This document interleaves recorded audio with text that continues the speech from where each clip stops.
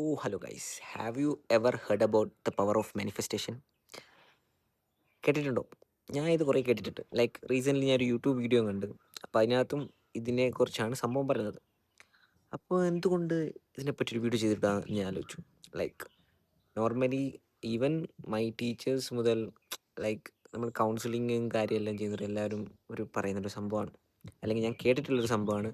നമ്മളെപ്പോഴും നമ്മൾ ആഗ്രഹിക്കുന്നു, നമുക്കൊരു സാധനം അച്ചീവ് ചെയ്യണം, അല്ലെങ്കിൽ നമ്മളൊരു സാധനം ആഗ്രഹിക്കുന്നുണ്ടെങ്കിൽ നമ്മളെപ്പോഴും മൈൻഡിൽ ഇങ്ങനെ മാനിഫെസ്റ്റ് ചെയ്തുകൊണ്ടിരിക്കണം. നമുക്ക് ആ സാധനം അച്ചീവ് ചെയ്തു, അല്ലെങ്കിൽ കിട്ടി, അല്ലെങ്കിൽ നമ്മൾ ആ കിട്ടിയതിന് ശേഷം ആ പൊസിഷൻ നമ്മൾ എന്ത് ചെയ്യുന്നു, അങ്ങനെയൊക്കെ എല്ലാപ്പോഴും നമ്മുടെ മൈൻഡിൽ എപ്പോഴും ഈ ഒരു സംഭവം ഒരു സ്റ്റിമുലേഷൻ റൺ ചെയ്തുകൊണ്ടിരിക്കുക. ഇങ്ങനൊരു സംഭവം അച്ചീവ് ചെയ്തു ചെയ്തു ചെയ്തു ചെയ്തു ചെയ്തു ചെയ്തു എന്നിങ്ങനെ നമ്മുടെ മൈൻഡിനെ പറഞ്ഞ് പഠിപ്പിക്കുക.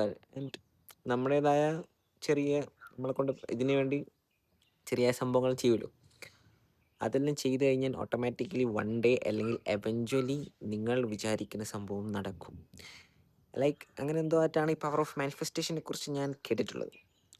ആൻഡ് ഈ ഒരു സംഭവം കേട്ടത് മുതൽ നമ്മളെല്ലാപ്പോഴും, അല്ലെങ്കിൽ ഞാൻ എല്ലാപ്പോഴും ചെയ്തുകൊണ്ടിരുന്ന സംഭവമാണ്.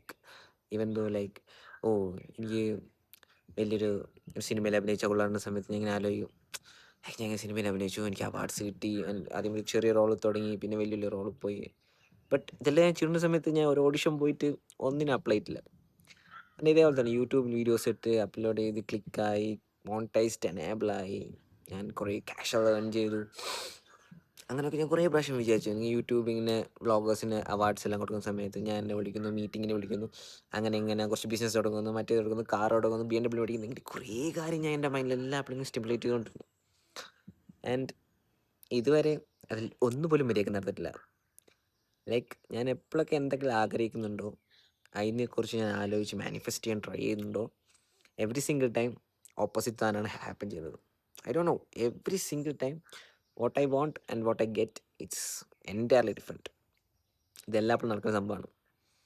ഇനി പവർ ഓഫ് മാനിഫെസ്റ്റേഷൻ ഉള്ളതാണോ ഇല്ലാത്തതാണോ എനിക്കറിയില്ല. ചിലർക്കത് നടക്കുന്നുണ്ട്.